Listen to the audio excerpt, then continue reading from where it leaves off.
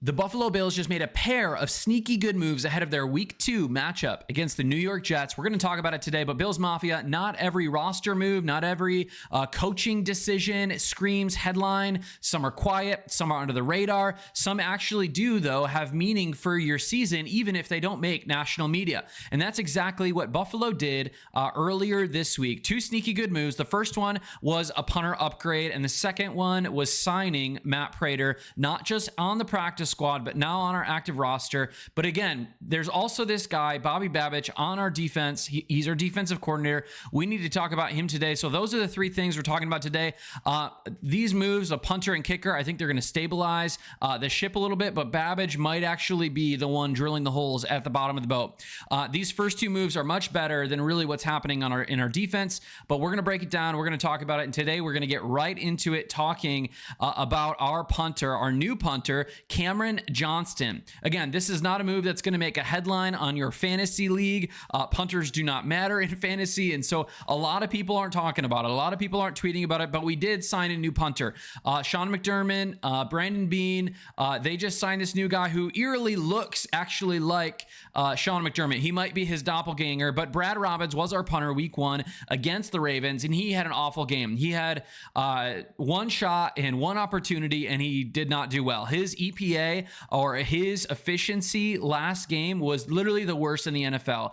This is a guy who made punts that were averaging only about 39.5 yards per punt, when a guy like Cameron Johnston coming in is averaging about 47.5 or 47.3 yards per punt. Again, when we have to punt, it's not very often our offense has to go punt, but when we do, it's almost like giving up a first down if your punter doesn't retain or get those extra yards. That's a very significant amount of yards throughout the course of a game if you punt 3 or 4 times. Again, that equates to 30 or 40 yards throughout a game if you punt 3 or 4 times. But Cameron Johnston, here's some information on him. He's an 8-year pro, 96 games played. He's got some playoff experience, which we love to see.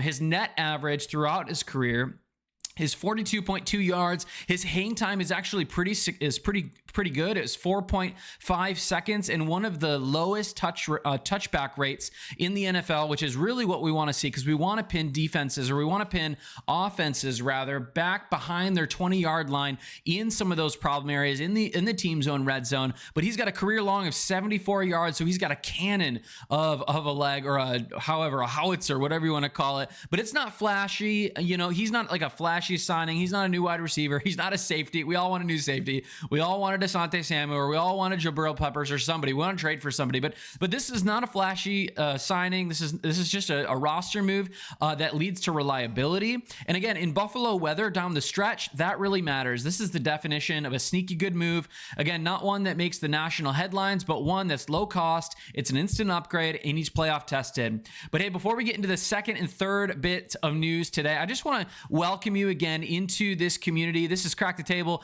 My name's Colin. We're all Bills, no breaks. We're just breaking down Bills content every single day. What's happening with the team? What signings are they making? What rumors are happening? I just want to welcome you into that. Do me a favor, if you're still watching this video, smash the like.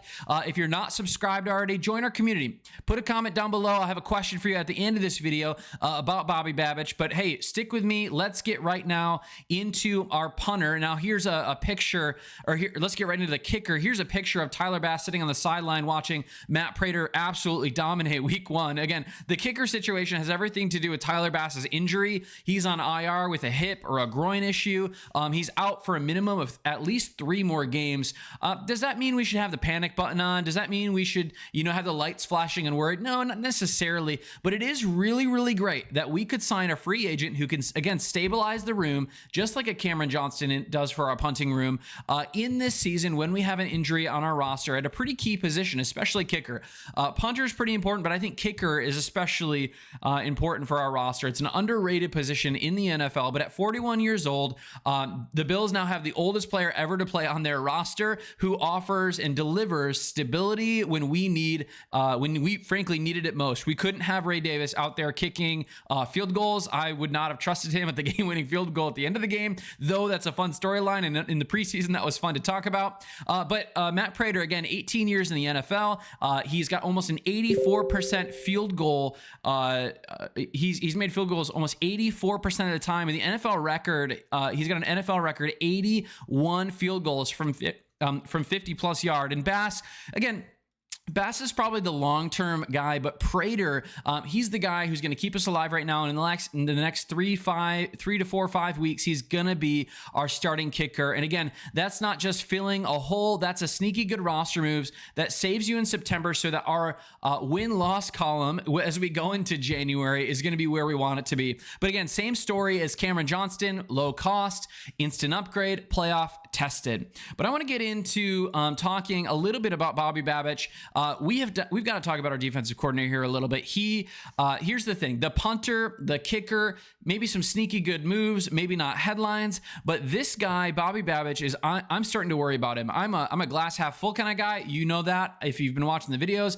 I get excited. I love talking about Bills football. I love positive news. But one of the things that I'm starting to sour on is our defensive coordinator, and not because I don't like him as a person, not because I don't think the players are bought into him, but specifically because it looks like some of our defensive players have no idea what they're doing when they're on the field. Specifically in this last game, some of our safeties and specifically some of our linebackers. I want to play this video for you. Key into this. Listen to what he says. Success is an awful teacher because success, maybe there's some content that sets in. Failure is the best teacher. Our whole goal is to make sure that the failures that we have in practice get corrected to translate to make sure on game day that those failures don't happen. Success is... So he talks about this area. Success is an awful teacher and failure is the best teacher. Now, this is a great quote, a very fun quote, one that can actually get our brains thinking, but a quote that ultimately hasn't translated to success on the field. Now, we would love to see our team having success in practice. We would love to see our team having success against the Bears, in the preseason, which I think the preseason, again, is more of a indication on coaching, not necessarily player personnel, because of really the dynamics of what preseason means for the roster and who's actually being played. But week 1 against the Ravens, against a playoff caliber team, a team themselves with Super Bowl aspirations, they're probably the team we're going to play in the divisional, or they're probably a team that we're going to play in the AFC Championship. We absolutely broke. There's a saying, a lot of people are like, well, this is a bend, don't break defense. I don't care. We gave up like 400 yards and 40 points. We can't consistently dig ourselves out of that hole. We can't put ourselves in a position where Josh Allen has to score 40 plus points a game. That's not tenable. Again, in 2024, in our third downs were terrible. We all know this. We feel this. Like personally in our guts, in our souls, we feel the fact that Bobby Babich he's just not been a great defensive coordinator for us. Yes, he's been with the team since 2017. Yes, he's been around the linebackers and the safeties, but against explosive plays, we have been being dominated by these plays. And again, the metrics on every single drive, looking at Bobby Babich and the kind of coach he is, it's just not stacking up. And in games, again, that could be like a playoff matchup against the Ravens. We've got to show something greater on the field. Yes, our defense struggled. Yes, our defense could have played better. But again, if this is a guy who some national media in the years past or some national media are talking about how he's on a rise or he might be a future head coach, like we have to see a level of production out of him as a coach. It's not just our players. Yes, there are some players on our team that maybe aren't, up to a standard that we want to see. But I think a lot of our issues on defense are coming back down to Bobby Babich as our defensive coordinator. That's not sneaky good. That's a sneaky problem.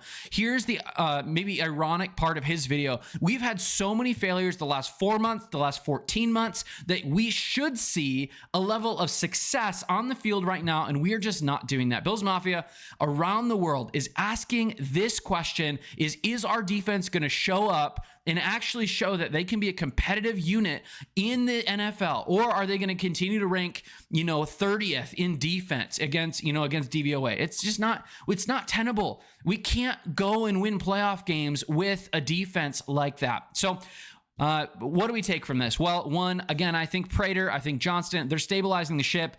Two, I think Bobby Babich is drilling holes in the bottom of the ship and letting the water in. He's not helping. Then again, we'll see if he's our defensive coordinator on week 6 or week 10 or week 14. We'll see what happens. We need to figure out the defensive coordinator position or coaching slot before we're going to see Super Bowl parades, I believe. So drop your comments below. What do you think about Bobby Babich right now? Are you appreciating him or are you kind of out on him? But in all of it, hey, my name's Colin. This is Crack the Table. We're all Bills, no breaks. If you love Buffalo Bills talk every single day, make sure to subscribe, join our channel. I'll see you in the comments. Go Bills.